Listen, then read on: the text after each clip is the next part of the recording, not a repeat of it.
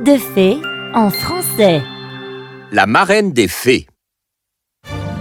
Il était une fois dans le grand royaume de Lovendal où vivait une princesse appelée princesse Constantia. Les gens l'appelaient la princesse aux yeux bandés. Constantia était belle à l'intérieur. Ses longs cheveux ondulés tombant dans son dos en boucles ébouriffées brillaient à la lumière du soleil. Et sa voix était si enchanteresse que même les feuilles des arbres se tournaient vers sa voix chaque fois qu'elle chantait.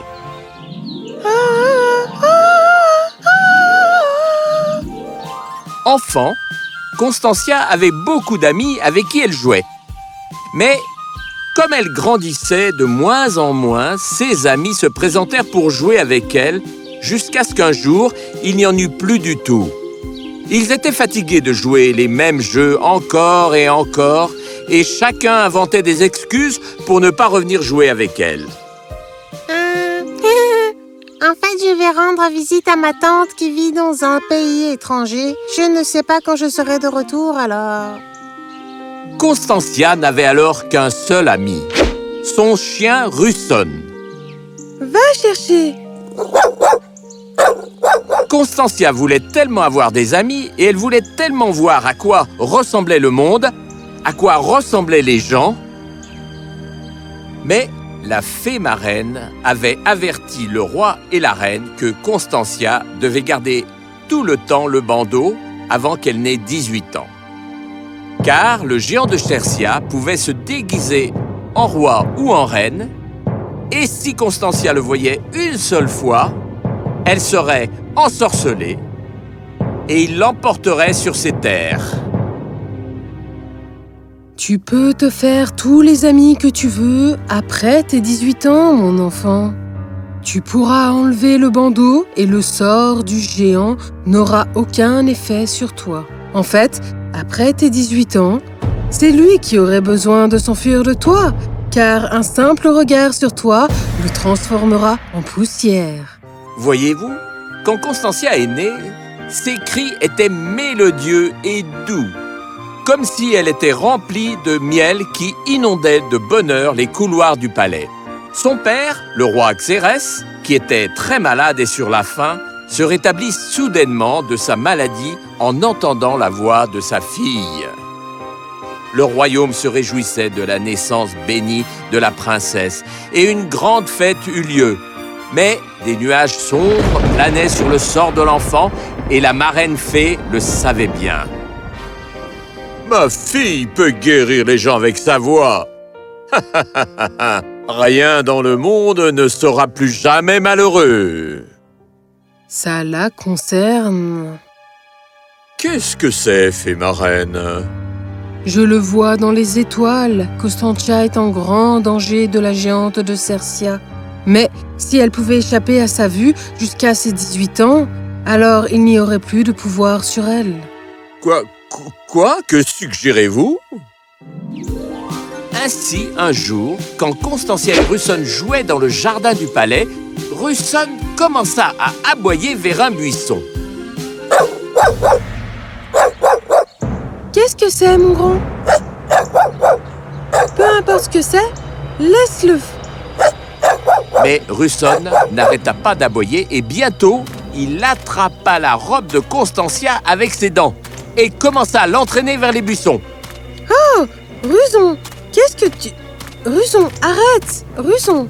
Constantia était surprise, car elle n'avait jamais connu un tel comportement de Russon. Comme la curiosité prit le dessus sur elle, elle abaissa son bandeau un peu et fut éblouie par la lumière du soleil. Mon Dieu, c'est plus lumineux que les lumières de ma chambre. Et ainsi, Constantia abaissa le bandeau jusqu'à son nez et son cœur sauta de joie. Oh mon monde! Russon, tu es tellement adorable!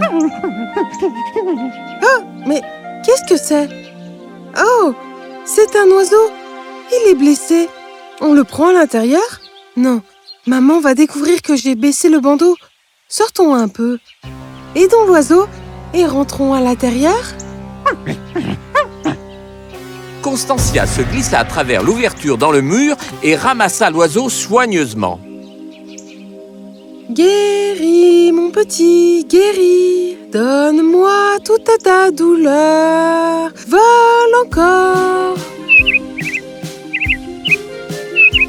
Alors que l'oiseau s'envola dans les airs, Constantia sourit. Oui, Ruson. Je veux aussi courir après l'oiseau, parler au vent et étreindre le monde d'un câlin. Ah, mais nous devons retourner à l'intérieur. Oh, tu n'iras nulle part. Hein? C'était le géant de Cercia qui se cachait derrière l'arbre, attendant le moment opportun. Enfin, je t'ai, princesse.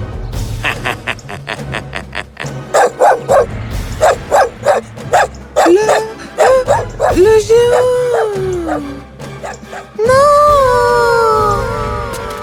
Constantia, ressonne. Non! Sur le chemin du retour vers la tour de Cercia, le géant s'arrêta dans les bois près d'une rivière et attacha Constantia et Russon à un arbre. Allez, couchez. Quoi? Et toi, princesse, réveille-toi. Alors que le géant claquait des doigts, Constantia se réveilla, stupéfaite.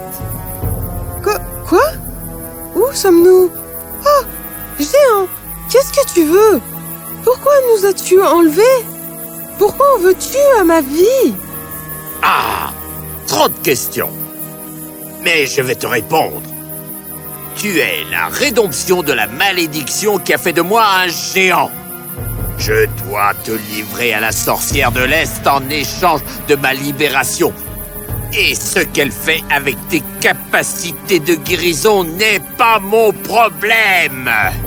La sorcière de l'Est? Oui, elle est très puissante. Mon ennemi juré, le géant de Sola m'attend. Je dois le vaincre et me procurer l'anneau magique qui me mènera à la sorcière de l'Est. Maintenant, reste ici, je reviendrai bientôt. Alors que le géant s'en alla, Russon regarda l'arbre et commença à aboyer frénétiquement.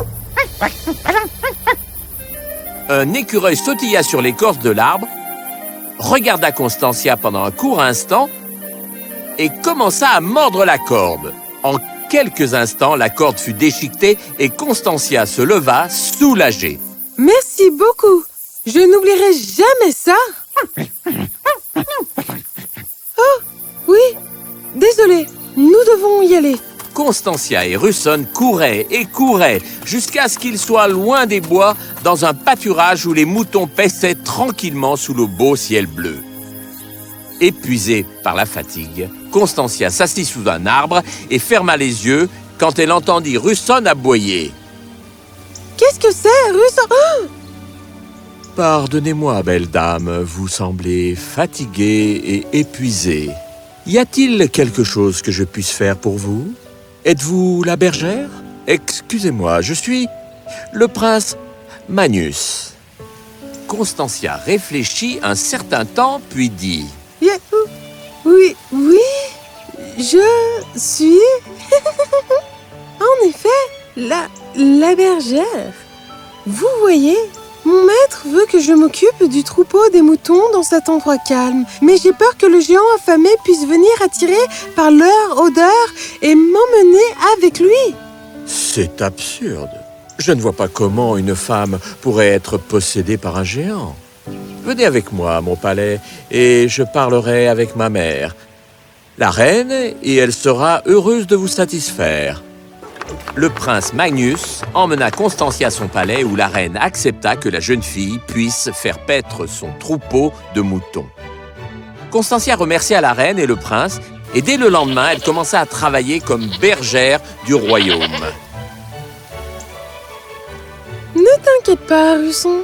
Ce n'est qu'une question de temps. Le géant va bientôt abandonner notre recherche et ensuite nous pourrons nous échapper d'ici et rentrer à la maison.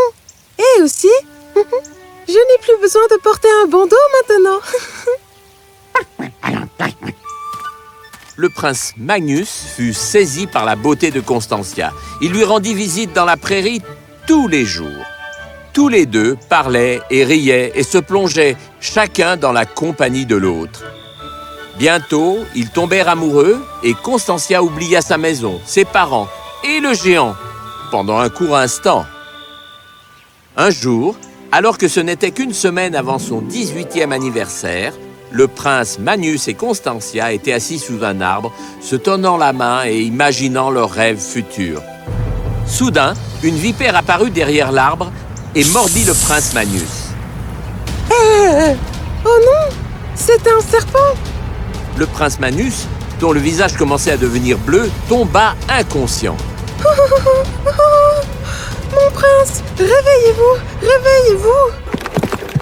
À ce moment-là, la reine, qui se promenait avec un ministre discutant de questions politiques, entendit soudain le chant mélancolique de quelqu'un.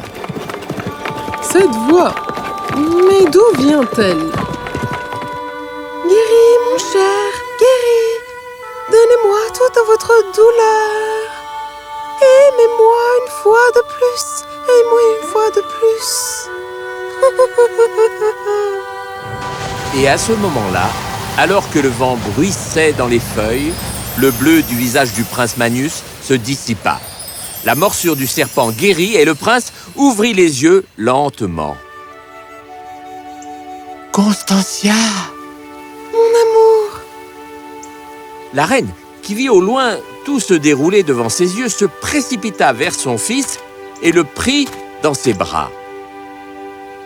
Mon fils, que s'est-il passé? Tu vas bien? Je vais bien, mère. Un serpent m'a mordu et j'ai perdu connaissance. Et je me suis réveillé sans ressentir aucune douleur. Regardez, même la marque a disparu. J'ai tout vu. Mais qui êtes-vous donc? Et comment avez-vous fait? Constantia savait qu'elle ne pouvait plus garder son identité secrète et elle leur parla d'elle. « Tu es la princesse de Lovendal ?» Il paraît que le roi Xérès et la reine Nilada étaient très malades depuis l'enlèvement de la princesse. Quoi? Je dois aller voir mes parents tout de suite. Je viendrai avec vous. Constantia, Russon et le prince Manius partirent au royaume de Lovendal. Ils chevauchèrent encore et encore, et alors qu'ils traversaient une jungle épaisse, le géant de Cercia apparut en face d'eux. En un éclair, il saisit Constantia, sauta dans les airs, sautant avec ses grandes foulées qui faisaient trembler la terre, puis disparut. Non! Soudain, une lumière vive éblouit les yeux du prince Manius, et debout devant lui se tenait la fée marraine. Qui êtes-vous donc? Je suis la marraine des fées, et vous devez faire ce que je dis. Le géant a emmené Constantia à son château, et c'est là que vous la récupérerez. Voici ma bague. Elle vous guidera vers le château où Constantia est emprisonnée. Donnez-lui, et dès qu'elle est à son doigt, elle deviendra une colombe. Une colombe? Souriant, la fée marraine prit une fiole de liquide incolore et aspergea le prince. Et d'un coup, le prince Manius fut transformé en pigeon et s'envola dans le ciel. Alors que l'après-midi commençait à se transformer en soirée et que Constantia se trouvait tristement penchée à la balustrade en haut de la tour du géant, un pigeon se posa picorant sur sa main doucement et y déposa l'anneau. Ah, merci, pigeon. À qui parlez-vous donc? De peur, Constantia passa l'anneau à son doigt et en un instant se transforma en une belle colombe blanche. Surpris et furieux, le géant se précipita comme un fou à la balustrade de la tour. Mais il était trop tard. Le pigeon et la colombe s'étaient envolés et n'étaient plus à la portée du géant. Furieux, le géant secoua le poing dans le ciel, perdit l'équilibre et tomba tête baissée dans la mer.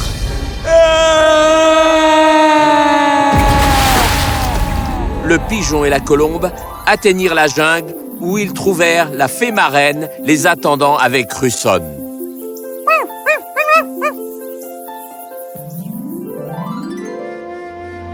Guéri, ma mère, guéri, mon père, guéri. Donnez-moi toute votre douleur. Aimez-moi une fois de plus, aimez-moi une fois de plus.